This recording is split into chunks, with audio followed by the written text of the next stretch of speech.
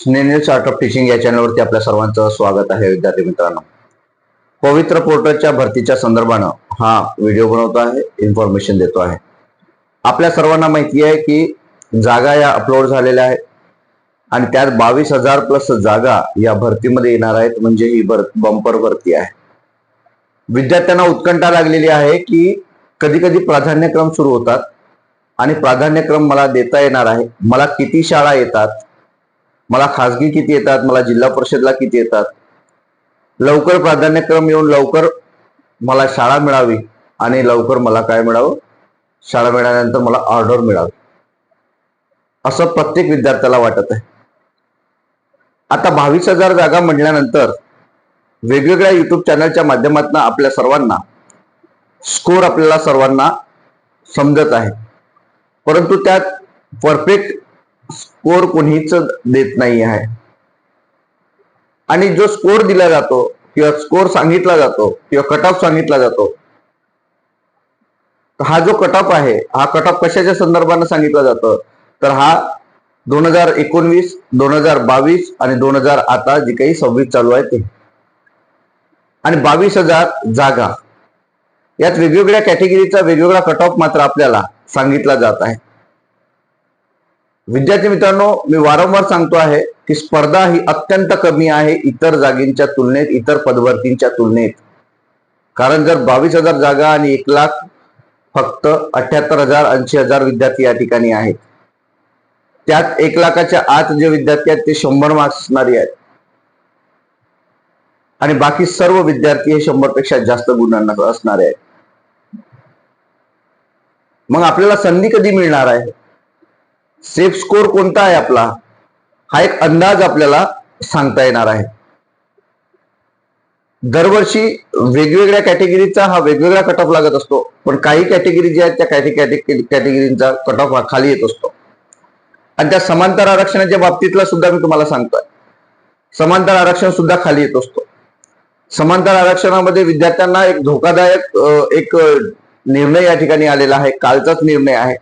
जे कक्ष अधिकारी जे एक आहेत त्यांची सेवा समाप्त करण्यात येत आहे. खेळाडूचं त्यांच्याकडे काय होतं, सर्टिफिकेट होतं आणि ते बोगस सर्टिफिकेट वाल्यांवरती काय झालेली आहे, चौकशी बसलेली आहे. त्यांनी थोडं सावध राहायचं आहे.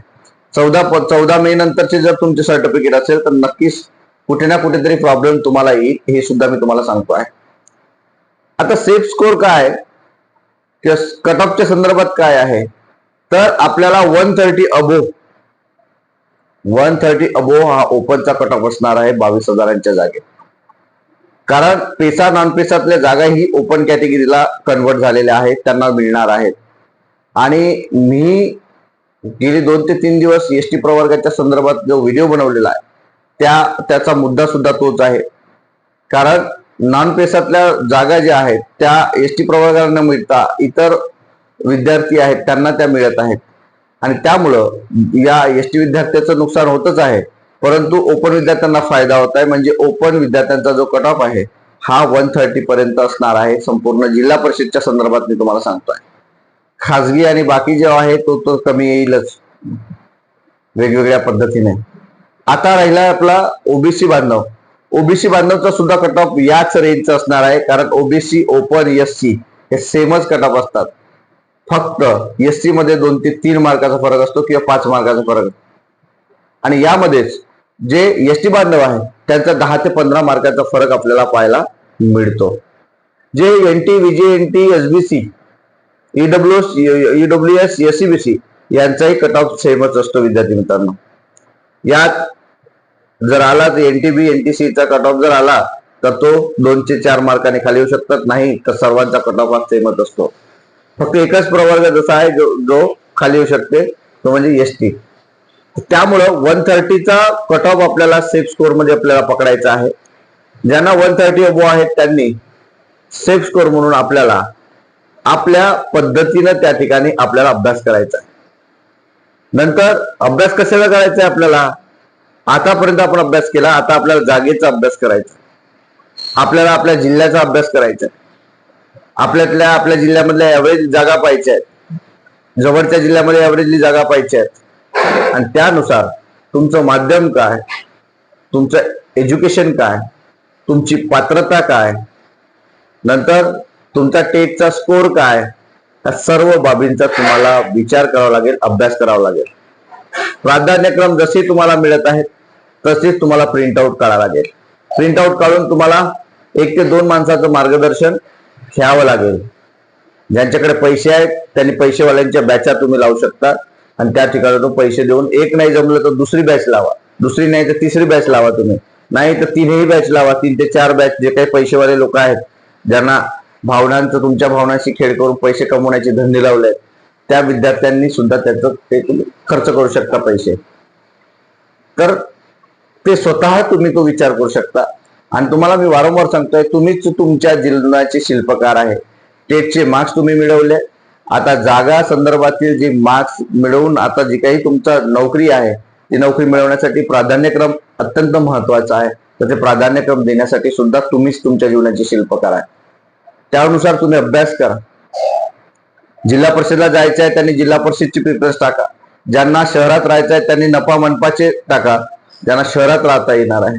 ज्यांना चांगला स्कोर आहे मनमाने, म्हणजे खूप जास्त चांगला स्कोर आहे त्या 150 अबो 160 अबो, त्यांनी स्वतःच्या जिल्ह्यासाठी प्रिफरन्स टाका, स्वतःच्या जिल्ह्याचे भोवतालची प्रिफरन्स टाका, म्हणजे तुम्हाला फायदा होईल.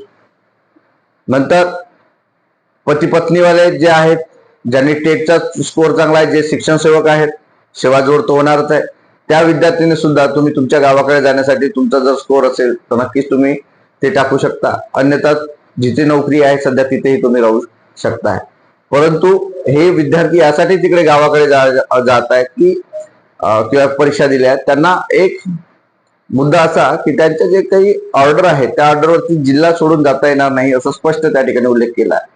आणि 58 ते 60 वर्षापर्यंत एखाद्या ठिकाणी धुळेचा विद्यार्थी असेल तर तो गडचिरोली 60 वर्षापर्यंत त्याला राहावं लागेल. सिंधुदुर्गचा विद्यार्थी असेल तर त्याला चंद्रपूरमध्ये 60 वर्षापर्यंत राहावं लागेल. मग जर आता स्कोर चांगला आहे तर ते विद्यार्थी त्याचा त्या ठिकाणी तुम्हाला फायदा होणार आहे. त्यामुळं 130च्या प्लस ज्या विद्यार्थ्यांना आहे त्यांनी ते आपल्याला सेफ स्कोर समजायचा आहे आणि त्यानुसार आपल्या सर्व विद्यार्थ्यांची वर्णी लागणार आहे. तुमचा रँक तुम्हाला पाहायचा आहे, तुमच्या कॅटेगरीमध्ये तुम्हाला रँक पाहायचा आहे, महिलांमधला रँक तुम्हाला पाहायचा आहे, मेल मधला रँक तुम्हाला पाहायचा आहे, कॅटेगरीचा रँक पाहायचा आहे आणि त्यानुसार तुम्हाला प्रिफरन्स टाकता येणार आहे. तुमच्या जागा पाहायच्या आहेत आणि या पद्धतीनं तुमची काय होणार आहे, मदत होणार आहे आणि तुम्हाला प्रिफरन्स लॉक करता येणार आहे. आणि या पद्धतीने तुम्हाला प्रिफरन्स टाकायचे आहे. अशा या पद्धतीनं तुम्हाला तुमचा सेफ स्कोर नुसार तुम्हाला प्राधान्यक्रम मिळवायचे आहे. चुका जर तुम्ही केल्यात तर काही खरं नाही, तुम्हाला फक्त भरतीचा अनुभव मिळेल. एक लक्षात ठेवायचं आहे, वारंवार मी सांगतो आहे की हा जो खेळ आहे पवित्र पोर्टलचा, हा भावनेचा खेळ नाही, तुम्हाला तुमच्या मनासारखं वाटेल त्याचा खेळ नाही, तर हा सिस्टीमचा भाग आहे. सिस्टीम मध्ये जे काही तुम्ही मार्क्स तुम्ही टाकलेले आहेत, तुम्ही तुमचं माध्यम टाकलेलं आहे, तुम्ही तुमची टीईटी टाकलेलं आहे, या तुमचे जे काही एज्युकेशन टाकलेलं आहे, तुमचं शैक्षणिक पात्रता टाकली आहे, यानुसारच तुम्हाला ते शाळा जी आहे ती जनरेट होणार आहे. हे लक्षात घ्यायचं आहे, भावनेमुळे नाही. त्यामुळे या गोष्टी समजूनच तुम्हाला काम करावं लागणार आहे. हेच आजचं अपडेट होतं. हे अपडेट आपल्याला कसं वाटलं हे नक्की कमेंट बॉक्समध्ये कळवा आणि अशाच अपडेट करता माझ्या या चॅनलला मात्र सबस्क्राईब करा. धन्यवाद.